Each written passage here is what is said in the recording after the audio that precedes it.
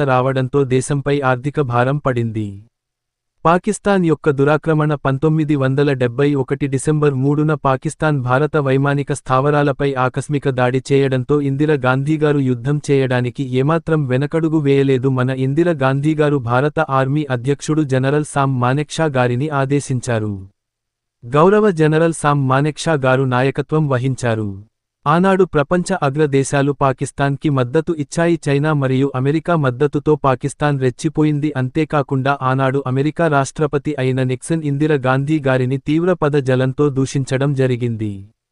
కానీ మన మిత్ర దేశం ఇప్పుడు రష్యా, ఆనాటి యుఎస్ఎస్ఆర్ మనకు మద్దతుగా నిలిచి మనకోసం హిందూ మహాసముద్రం తీరా ప్రాంతంలో అమెరికా న్యూక్లియర్ సబ్మెరైన్ కి అడ్డుగా రష్యా యుఎస్ఎస్ఆర్ న్యూక్లియర్ సబ్మెరైన్ ని నిలిపి ఉంచింది. రష్యా భారతదేశానికి పూర్తి మద్దతు తెలిపింది. అమెరికా, చైనా వెనక్కి తగ్గాయి. యుద్ధం మొదలైంది.